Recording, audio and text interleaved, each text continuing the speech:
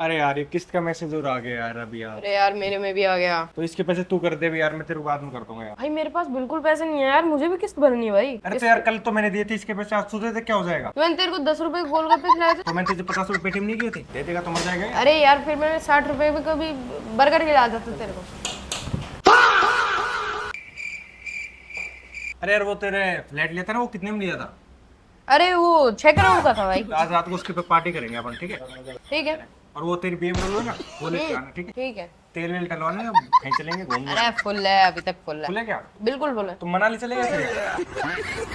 मनाली चलते हैं, गर्मी पड़ रही है। सही कह रहा भाई, बहुत गर्मी पड़ रही है यहाँ। पर यार अपन दोनों ही है यार, अभी यार कोई गर्लफ्रेंड वर्लफ्रेंड बन जाती तो यार उसके साथ घूमने मजा हो रहा था।